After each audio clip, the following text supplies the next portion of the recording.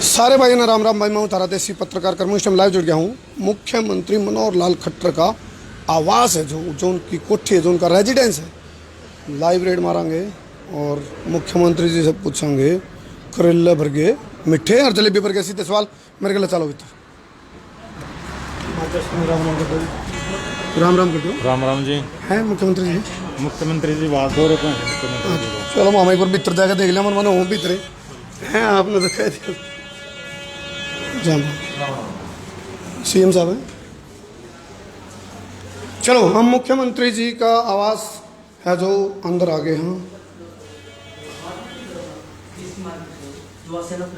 राम राम जी, राम राम। आइए जी, राम राम। मैंने शकल तो आपकी मिलती लग गए है, भूपेश्वर दयाल जी गिल है। मैं भूपेश्वर दयाल हूँ जी। कन्नू भाई स्वागत है आपका। जी जी। तो हमारे दर्शकों भी राम राम करते जी। सभी दर्शकों को राम राम। और लाइव जुड़ रहे हैं, नोविका तो शेयर करते रही हो भाई, सब लोग शेयर करें और देसी भाइयों को देसी राम राम, देसी पत्रकार की राम राम। और सरकार भी देसी हो जाए। सरकार देसी है जी, बिल्कुल देसी सरकार। स्वदेशी है, स्वदेशी सरकार। लोकल वोकल का पूरा ख्याल। Vocal for local. अच्छा, वोकल स्वागत है। चलो हम अंदर के तो हम दृश्य दिखावांगे भाई। सीएम जो रेजिडेंस है चंडीगढ़ के अंदर, उसमें हम आगे हैं। चलो भाई, तो आगे निकला मोहित। तो मैं बताया करूं भाई, कोई माई की लठ बरगा ले रहे भाई। नहीं, वो उन्होंने कह रहा बोला 2 गज की दूरी, ये 2 गज की दूरी बना के तो माइक लंबा है जरूरी। हाँ, माइक लंबा है जरूरी। तो मैं बता दूं आपने, भूपेश्वर दयाल जी ओएसडी हैं, ओएसडी सीएम। और हर मुख्यमंत्री के ऊँ तो उन्होंने कहा रहे हैं भाई राइट और लेफ्ट हो रहे हैं। और जी बात आ रहे हैं भाई उनके 2 हाथ 4 हाथ की बात है, तो 2 हाथों की बात करें तो भूपेश्वर दयाल जी 1 हाथ मुख्यमंत्री के हैं, ओएसडी हैं। पिछली बार भी ओएसडी थे, अब की बार भी ओएसडी हैं। और एक नीरज जी हैं और भूपेश्वर दयाल जी हैं। तो ईशा क्या करें जी, आपने दोबारा फिर ओएसडी बन गए? ऐसा माननीय मुख्यमंत्री जी हमारे जो मनोहर लाल जी हैं, इस प्रदेश के पहले ऐसे मुख्यमंत्री हैं जो गरीब घर से पैदा होके मुख्यमंत्री बने और निहायत ही ईमानदार। मेरी पहले मुख्यमंत्री जी से कोई जानकारी नहीं थी। पार्टी का एक कार्यकर्ता था, पार्टी का कार्यकर्ता होने के नाते और कुछ 2 डिग्री ले रहा था, इसलिए उन्होंने मुझे मौका दिया। उन्हीं की तरह से ईमानदारी से काम किया और शायद इसीलिए मुझे उस मेहनताने का फल मिला। एक बात है जी, मुख्यमंत्री आवास ईसा लागे है जो मैं पिन ड्रॉप साइलेंट है, और ईसा लागे जो स्वर्ग में आगे। ऐसा देखो जी, इसमें कोई शक नहीं, धरती पे स्वर्ग। और ये चंडीगढ़ भी है, हरियाणा ही है, तो हरियाणा तो वैसे ही धरती पे स्वर्ग है। और आज जहाँ तक शांति की बात है, तो घर का मालिक अपने एरिया में घूमने के लिए गया हुआ है। अच्छा। तो जी शांति होना जरूरी है। माननीय मुख्यमंत्री जी जहाँ रहते हैं तो खूब लबालब यहाँ लोगों से भरा रहता है। मैंने देखो सच्ची बताइए, तो वहाँ कहते मुख्यमंत्री जी आ रहे हो नहीं, और आप मजाक करते हो भाई। नहीं, कर्मू भाई, आज मुख्यमंत्री जी हर महीने जैसे अपना रूटीन बना रखा है, जैसे ही वाला कम से कम भी आप ये मान के चलो 10-12 दिन में एक चक्कर करनाल का लगाते हैं। अच्छा। और करनाल लगाते हैं, नाइट स्टे करते हैं, वहीं रहते हैं, काम धाम करते हैं। आज मुख्यमंत्री जी बतौर विधायक अपने क्षेत्र में घूम रहे हैं। हूँ तो इस सुंदरता ने, सौंदर्यकरण ने, स्वच्छता और उसने देख कर वातावरण ने। और मैं एक जगह गया था, ईसा स्थान था वो भी, मैंने तो लिखा, बोला माँ जी बाहर है नहीं, आप नू लिखवा लो स्वर्गवासी क्योंकि स्वर्ग जैसा वो है। लेकिन हरियाणा की बात करांगे भूपेश्वर दयाल जी, क्योंकि आप के ऊपर वह जिम्मेवारी है जो मुख्यमंत्री जी तक बात पहुंचाओगे तो भूपेश्वर दयाल जी पहुंचाओगे, नीरज जी पहुंचाओगे, लोग आप तक पहुंचाओगे। लेकिन क्या मुख्यमंत्री जी तक सारी बात पहुंचे हैं? आप उसमें कर तक सफलता महसूस कर पाए, मतलब सफलता प्रदान कर पाए हरियाणा वाले ने? देखिए कर्मो भाई, कामयाबी या नाकामयाबी मुंह में मिट्ठू को बढ़ नहीं सकता। जी हाँ बिल्कुल। जो काम करते हैं वो मेहनताना और फैसला जो होती है सरकार का, वो जनता करती है। मुख्यमंत्री जी को दोबारा चुन के सरकार ने लोगों ने सरकार दोबारा बनवा के अपना फैसला सुनाया। देखो जी, जहाँ तक हमारा सवाल है, हम मुख्यमंत्री के हाथ हैं। जो मुख्यमंत्री जी के आदेश होते हैं उनको ईमानदारी से निभाना, जो लोग आके हमें बताते हैं ईमानदारी से वो बात माननीय मुख्यमंत्री जी तक, अच्छी हो, बुरी हो, कड़वी हो, मीठी हो, वो सारी बात पहुंचाना। भूपेश्वर जी, एक फैसला बड़ौदा में भी आया है। देखिए, बड़ौदा का फैसला, उसके पीछे कई कारण है। बड़ौदा की सीट पहले कभी हमारे मतलब देखा जाए तो हम कभी जीत नहीं पाए। दूसरी बात, कहीं ना कहीं कम्युनिकेशन गैप, मैनेजमेंट की कमी, कुछ भी कमी कह सकते हैं। बड़ौदा का फैसला शर्मा थे और भाई इंदू नरवाल जीते हैं और भगवान उनके हाथों लोगों के प्रति न्याय करवाए। बड़ौदा जितना उपेक्षित रहा है, तो इस इलेक्शन के बहाने बहुत सारी उपेक्षाएं सामने आई। मेरी उनको शुभकामनाएं हैं और मैं फिर भी ये कहूँगा कि बड़ौदा में माननीय मुख्यमंत्री ने कहा था कि जब तक विधायक नहीं है वो वहां के विधायक हैं। देखिए मुख्यमंत्री 90 के 90 हल्के का है। आप अगर रिकॉर्ड निकलवा के देखेंगे, पहला ऐसा मुख्यमंत्री है कि जितना पैसा करनाल में लगाया उतना ही किलोई में लगाया, जितना करनाल में लगाया उतना ही आप देखेंगे सिरसा, फतेहाबाद, कोई भी हल्का ऐसा नहीं बता पाएंगे कि कहीं भेदभाव हुआ है। भूपेश्वर जी, दो चीज है, एक मतभेद हो, एक मनभेद हो है। मतभेद हो जाए तो कोई दिक्कत नहीं, मनभेद नहीं होना चाहिए। कई बार क्या है, जिस तरह अपोजिशन का नेता आ गया बड़ौदा में, पहले भी उन्हीं की सीट थी वहाँ, लेकिन जब काम की बात आओगी तो ओड़ा भाजपा की जो कार्यशैली रहेगी काम करवाने के हल्का में, वह किसी रहेगी जो एक आपका जब विधायक बनकान था, वह एक अलग बात थी, उसमें इसमें फर्क रहेगा कुछ। देखिए फर्क जहां तक बात है जी जी कि हमारे मुख्यमंत्री के मन में कोई भेद नहीं। जी जी लोगों ने वोट दी नहीं दी, हमारे पास आज देखा जाए तो 49 आदमियों की सरकार लेके हम चला रहे हैं। अच्छा तो कुल मिला के ये है करमू भाई, हमारे मुख्यमंत्री के मन में भेद कभी नहीं है। अच्छा अच्छा कोई अपना परिवार मुख्यमंत्री का है नहीं, मुख्यमंत्री परिवार तज रखा है। पूरा हरियाणा जो 3.25 करोड़ जनता है उनका परिवार है। एक सूत का भी मनभेद माननीय मुख्यमंत्री जी के मन में आपको नहीं मिलेगा। हालांकि देखो भूपेश्वर जी, कोई भी अपनी लाशी ने खट नहीं बताया करता, लेकिन फिर भी अपनी कमी को स्वीकार करना भी बहुत बड़ी बात हो है। तो 3 अध्यादेश की जी बात आओगी, पिपली सिरसा कांड की बात आओगी, तो उसने लेकर जो उन्होंने कहा जितने मुंह उतनी बात, अलग अलग राय आवे हैं। तो भूपेश्वर दयाल जी सच्ची बताइयो, अंतरात्मा के कार्य है भाई, जो कृषि अध्यादेश है उसका किमें नुकसान था, या फिर जो पिपली में होया उसका कोई नुकसान था, या किसानों को आप लोग समझा नहीं पाए, या वो फर्क है, या विपक्ष अपनी बात इस मुद्दा ने कैश करने में कामयाब रहा? देखिए तीसरी बात इस पे ज्यादा लागू होती है। कौन सी? देखिए विपक्ष वाली बात। ये जो अध्यादेश है ना, देखो झूठ की उम्र लंबी नहीं होती, झूठ की उम्र लंबी नहीं होती। कांग्रेस के पास एक नई है, कांग्रेस ने नीति क्या निकाली है कि कोई न्यारी झूठ काट के लाओ और उसको इतना ढमढमा बजाओ, इतना ढमढमाओ कि दुनिया रुक्का मारे, ओहो ओट बड़ा कांड हो गया, ओट बड़ा कांड हो गया। आप इस तरह के बहुत सारे मुद्दे देख सकते हैं। आप याद करें जब बिहार में पिछला इलेक्शन था तो विपक्ष ने बात हुई कि आरक्षण खत्म करेंगे। जी जी आज 5 साल के बाद नया चुनाव हो गया, नई सरकार बन गई, आरक्षण क्या खत्म हुआ? नहीं हुआ। फिर विपक्ष कोई ना कोई मुद्दा ऐसा निकाल के लाता है, उस बात पे अपनी इज्जत का सवाल बना लेता है। 2019 का जो चुनाव लड़ा लोकसभा का, वो राफेल और भ्रष्टाचार पे लड़ दिया कि अडानी के नाम देश हो जाएगा, ये हो जाएगा, भ्रष्टाचार हो रहा है, फलाना ढिमाका। क्या वो हुआ? ऐसा नहीं हुआ। कृषि अध्यादेश में मैं कांग्रेस की एक बहुत बड़ी मूर्खता मानूंगा। देखिए साहब, मैं खुद भी किसान का बेटा हूं, किसान परिवार से हूं, आज भी अपनी काश्त खुद होती है। इनका अगर आप देखेंगे 2006 से तो मध्य प्रदेश में ये जो अध्यादेश का कानून है वहां लागू है, और करीबन 2018 से महाराष्ट्र में यही कानून लागू है। कोई भी खरीद फरोख्त पे आज तक एक नए पैसे का असर नहीं पड़ा। कांग्रेस ने एक रणनीति ये बनाई कि भी हम किसानों के हिमायतदार बन के दिखाएं। दरअसल तो ये हमारे हरियाणा में मुद्दा नहीं है, ये ज्यादा मुद्दा पंजाब का है। चलो, आप लोग फिर ये भी नहीं समझा पाए किसानों ने भी, अपने कहावत नहीं है बोले बर्त चीज ने बरते बेरा पटारा है, तो आप लोग या तो ये नहीं समझा पाए किसानों ने भी बर्त लो, इसके साइड इफेक्ट का बेरा पड़ जाएगा, नेगेटिव पॉजिटिव का। भाई इस बात को आप कह सकते हैं कि भी हमारे अब बड़ौदा में आप हार के कारण पूछ रहे हैं, हम समझा नहीं पाए, लोग समझ नहीं पाए, 10 बात की जा सकती है। लेकिन करमू भाई ये बात ठीक है, हाथ जोड़ के इस बात को स्वीकार करते हैं कि हम 10,500 मतों से इलेक्शन हारे हैं। समझने में फर्क रहा, समझाने में फर्क रहा, ये तो बरतने से पता चलेगा। और जहां तक बात है, जितनी आज तक विपक्ष की झूठ सारी एक एक करके धराशायी हुई है, किसान अध्यादेश के बारे में मैं डंके की चोट पे कहता हूँ, किसान का बेटा होने के नाते कहता हूँ कि ये किसान के फायदे में इतना बड़ा परिवर्तन रहेगा कि आने वाले वक्त में लोग पानी पी पी के कोसेंगे कि कांग्रेस वालों तुमने इसमें देरी क्यों करवाई। रोजगार के मामले की बात आती है भूपेश्वर जी, क्योंकि आप ओएसडी हैं तो मेरे सवाल करना वाजिब, आप तो मैं करूंगा सवाल।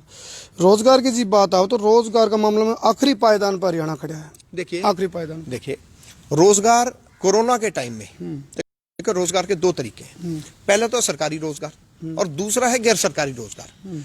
सरकारी रोजगार का जहां तक आंकड़ा है, जितनी नौकरियां हुड्डा सरकार के 10 सालों में दी गई, उससे ज्यादा नौकरी तो एडवर्टाइज होके ईमानदारी से, बिना पर्ची खर्ची, बिना सिफारिश, ईमानदारी से जो बच्चे अपनी मर्जी से मेहनत से लग के आए, उससे ज्यादा तो 3.5 साल में पिछली मनोहर सरकार में दी जा चुकी है। सरकारी आंकड़े, ये आंकड़े आप कहेंगे मैं आपको प्रोवाइड करा सकता हूँ।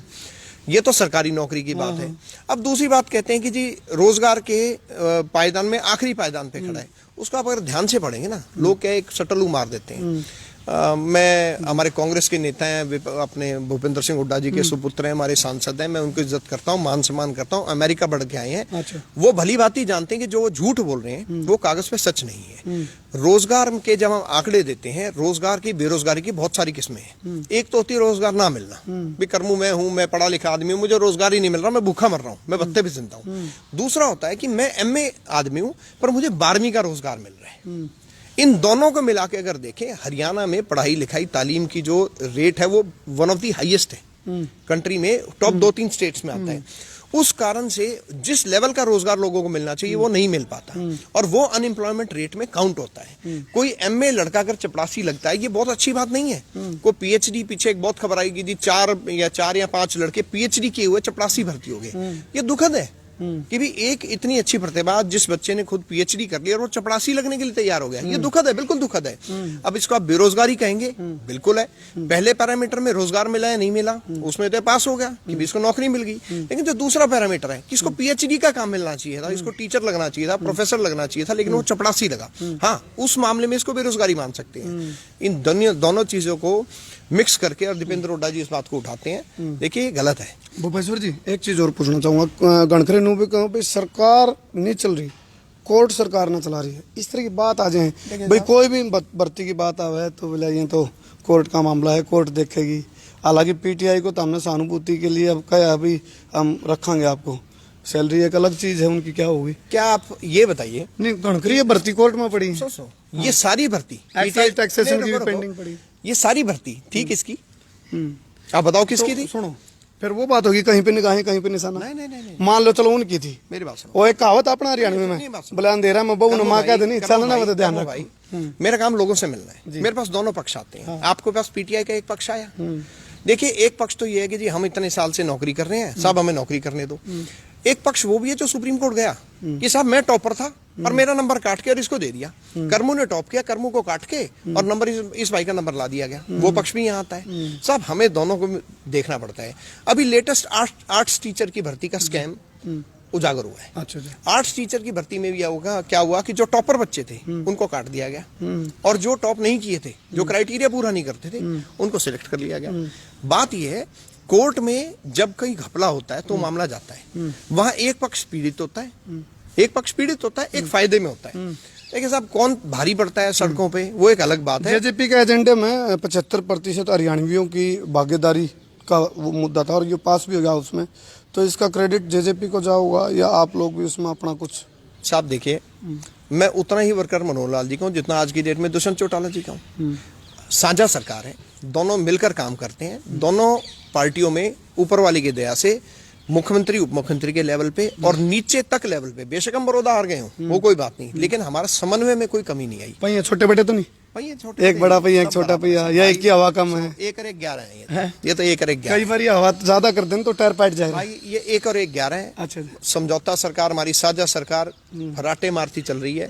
दुष्यंत चौटाला जी बहुत अच्छा काम कर रहे हैं, माननीय मनोहर लाल जी भी काम कर रहे हैं, ईमानदारी से काम कर रहे हैं और दिन और रात काम कर रहे हैं और बहुत बढ़िया काम। भूपेश्वर जी, कर्ज की जी बात आओगी, हालांकि भूपेंद्र सिंह हुड्डा के टाइम पे भी कर्ज था, 75,000 करोड़ था, कितना था वो, आप लोगों ने उसमें बढ़ोतरी करी, तो आपको भाई हमने हरियाणा में विकास की बढ़ोतरी करी है। विपक्ष का वह इन्होंने भ्रष्टाचार का तो बेरा नहीं, लेकिन कर्ज ठान में बढ़ोतरी हरियाणा सरकार ने कर दी। मैं डंके की चोट पे कहता हूँ कि जिसके ऊपर खुद 12 मुकदमे हो और कम से कम 30-40 लाइन में हो, वो भ्रष्टाचार में छालने वाली बात हो गई। ऐसा भूपेंद्र हुड्डा जी भ्रष्टाचार की बात करते कि मैं बड़ी ऐसे नहीं लगते, खुद मुकदमे चल रहे हैं। मैं एक बात जानना चाहता हूँ, भाई सरकार आपकी, आप कुछ कर भी नहीं पाए, उनके ऊपर एक्शन नहीं, कोर्ट में उनके समर्थक को कर्मू भाई, शर्म लोक लाज किसी बाजार में नहीं मिलती। आप जमानत में हैं, हर महीने आप तारीखें भुगतते हैं, उसको आके आप ये बताएं मैं हीरो हूँ। साहब भ्रष्टाचार के केस चल रहे हैं, देशभक्ति के नहीं चल रहे। एक चीज हो रहा है, देखो भारतीय जनता पार्टी के जब बड़े मुद्दे की बात होगी, नेशनल मुद्दे की, धारा 370 की बात होगी, राम मंदिर की बात होगी, ट्रिपल तलाक की बात होगी, उसमें भाजपा ने सहानुभूति मिली, मोदी जी के लिए बन गई। क्योंकि मैंने मध्य प्रदेश के बाई इलेक्शन की बात कर लो, गुजरात के उसकी इलेक्शन की बाई इलेक्शन की बात कर लो, या फिर आम चुनाव बिहार की, उसमें आप लोग हैं अपर एंड पे भी, ये एज था आपके पास राष्ट्रीय मुद्दों पे। लेकिन इन राष्ट्रीय मुद्दों ने क्षेत्रीय मुद्दा का, और इसमें एक अंतर है, राष्ट्रीय मुद्दा ने क्षेत्रीय मुद्दे के चुनाव में अड़ाना और उनको ढाल बनाना और क्षेत्रीय मुद्दे की हत्या करना, मुद्दे को मुद्दा मारना, ये गलत है। सुनो, आप तो देसी हो, ठीक, बोले ऊपर बावड़े तो नहीं हो। क्या आप 370 टूटने से खुश नहीं हो? क्या कश्मीर आपके दिल का मुद्दा नहीं है? क्षेत्रीय मुद्दे अलग है। पहले सुनो, क्या मेरी सुनो, पहले बात तो ये, मेरी बात का जवाब तो मैं दूंगा ही। क्या कश्मीर हमारे दिल का मुद्दा नहीं है? क्या जो और हमारे मुद्दे हैं, चाहे वो ट्रिपल तलाक का हो या जो भी देश की इज्जत से जुड़े मुद्दे हो, आज पूरी दुनिया में हमारे देश का मान बढ़ रहा है, ये हमारे लिए एक बहुत बड़ी बात है। जहां तक बात है, देखो, राष्ट्रीय मुद्दे अपनी जगह हैं, लोकल मुद्दे अपनी जगह हैं, शहर के मुद्दे अलग हैं, गांव में गली तक के भी मुद्दे हो जाते हैं। अगर आप देखें, मुद्दे सारे जरूरी हैं साहब, कोई गैर जरूरी नहीं है, लेकिन राष्ट्रीय मुद्दों का भी है कि इससे हमारा कोई सरोकार ही नहीं है, ऐसा नहीं है। भाजपा ऐसा नहीं सिखाती। हम इस देश के वासी हैं, सबसे पहले देश, फिर राज्य, फिर हमारा शहर, फिर गली और फिर परिवार और फिर मैं। मुद्दे में कमी नहीं होती भूपेश्वर जी, मुद्दे में कमी नहीं होती, लेकिन मुद्दा जी मुद्दा मर जाए नहीं, या मुद्दे की हत्या हो जाए, जीव कमी है। किसी मुद्दे की हत्या नहीं हुई। अगर आप हर चीज पे देखेंगे, देखो जी, मोदी जी पिछली से ज्यादा सीटें लेके अब की बार आई। अब जो इलेक्शन हुआ उसमें रिजल्ट देख लिया, और मैं करमू भाई आज डंके की चोट पे कहता हूँ, 2024 में चुनाव फिर देख लियो। अच्छा, वे मुद्दे तो भविष्यवाणी है, भविष्यवाणी। 75 बार भी कहा दे, ऐसा सुनो, डंके की चोट पे है, डंके की चोट पे है, मुद्दे और नहीं पड़ेंगे, या तो विपक्ष मुद्दा पड़ेगा। यानी M3 आओगी, बिल्कुल M3 आएगी, लेकिन कुछ कौन M3 नहीं है, धूम 3 है। M3 आएगी, धूम 3 तो नहीं, डंके चोट पे M3 आएगी। कहता है मतलब इसमें कोई शक है नहीं। मतलब लोग हैं भाई, काम जो मनोहर सरकार है ना, लोग हैं भाई, ईमानदारी से बेईमाना करने का फार्मूला मनोहर सरकार पे। माननीय मुख्यमंत्री मनोहर लाल जी के ऊपर एक नए पैसे का आरोप सिद्ध करना तो दूर की बात, कभी लगा नहीं। अब मैं कहने लग जाऊं करमू अंग्रेज है, मेरा कितना अंग्रेज दिखता होगा तो है। मुख्यमंत्री मनोहर लाल हमारा ऐसा सादा आदमी है। करमू भाई, ये आपने कोठी देखी, यहाँ पर पहले एक आदमी के लिए ये इतना बड़ा तामझाम था। अच्छा। ये पहला मुख्यमंत्री, मैं आपको हर एक कमरा दिखा सकता हूँ जो पूरे को सरकारी कामकाज के लिए दे दिया है। आज यहाँ पर 6-7 दफ्तर चलते हैं, एक कमरे में रहने वाला, 5-7 जोड़ी कपड़े, 2 जोड़ी जूते, ऐसा सादा आदमी है। और हमारा मुख्यमंत्री बार बार कहता है भी जय जोड़ी कपड़े लत्ते लेके आया था उतने ही लेके जाऊंगा। अच्छा भूपेश्वर जी, एक चीज और पूछना चाहूंगा, चौटाला राज की जी बात आओगी, हालांकि हमने निकलते गणे अच्छे थे, किसी थे, वो एक अलग बात है, वो दर्शकों के ऊपर छोड़ दिया। लेकिन जब कार्यकर्ता की बात है, कार्यकर्ता पिलर होते हैं पार्टी की, और वो सारी आपके कार्यकर्ता तो मैंने देखा भूखे मरते भी नो करेंगे, मोदी मोदी भारत माता की जय, वंदे मातरम करेंगे, लेकिन उन कार्यकर्ता की कई बार ऐसा लगा जब कार्यकर्ता यूज तो कर लिए, फिर बाद में 2 रुपये आड़ा पेन की डाल यूज एंड थ्रो कर दिए बाद में। कार्यकर्ता का मान सम्मान की बात होगी तो तुलनात्मक चौटाला साहब की तुलना में थोड़ा अंतर नजर आ रहा है भाई। पहले क्या, जब पहले राजनीति होती थी ना, क्या होता था, खाते पीते घर के लोग और लोगों की भलाई में, हित में, जिसका अपना पेट भर जाता था, वो दूसरे की भलाई सोचने लग जाता था, वो राजनीति करता था। बीच में एक ऐसा बुरा दौर आया कि कोई आदमी प्रॉपर्टी डीलिंग करके 5-7 करोड़ रुपए कमा लिए, इसको लगाता हूं और 70 करोड़ बनाऊंगा। एक दौर ये भी आया भाई, इस दौर को तोड़ने वाला मनोहर लाल है। चलो, आप संस्कृति की भी बात करो, संस्कारों की बात करो, क्योंकि भारतीय जनता पार्टी राष्ट्रवाद की बात करती है हमेशा, तो ईब जब बात करो संस्कृत टीचर, वो बेचारे गले पड़ा गए, क्योंकि पंचकुला में भी एक जंतर मंत्र भवन है ना, तो वो गले पड़ा हुआ है, उनकी संस्कृत आएंगे तो कम से कम। जैसा मैंने जवाब दिया ना पीटीआई आर्ट टीचर के बारे में, संस्कृत टीचर के हमारी तरफ से तो कोई रोक टोक है नहीं जी। कोर्ट ने 2 अलग अलग आदेश 2 अलग अलग पार्टियों को दे रखे हैं जी। एक तो बच्चे वो हैं जिन्होंने 12वीं करके संस्कृत की BA MA इन संस्कृत करके वो ले आई। दूसरे हैं बच्चे जो गुरुकुल से शास्त्री वगैरह करके आए। हमारी सरकार ने आके देखा भी जिन्होंने शास्त्री करी है, ठीक है, अपने पैसे की कमी में महंगे स्कूल में नहीं जा पाए, हमने उनको मान्यता दे दी, बराबर BA MA के बराबर आचार्य को हमने मान्यता दे दी। अब मुकदमा क्या चल रहा है, जो BA वाले वो यूं कह रहे हैं कि ये जो गुरुकुल वाले हैं इनको नौकरी नहीं मिलनी चाहिए, हमारे को मिलनी चाहिए। अच्छा। उस बात का तो बीच में चढ़ा काट लो, बीच में चढ़ा तो हम तो चाहते हैं बीच में चढ़ा निकले। देखो करमू भाई, कोई आदमी गरीब के घर पैदा हो गया और वो महंगे स्कूल नहीं जा पाया या बड़े स्कूल नहीं जा पाया, उस बात की इसको सजा नहीं भुगतनी चाहिए, इसलिए हमने रूल बनाया।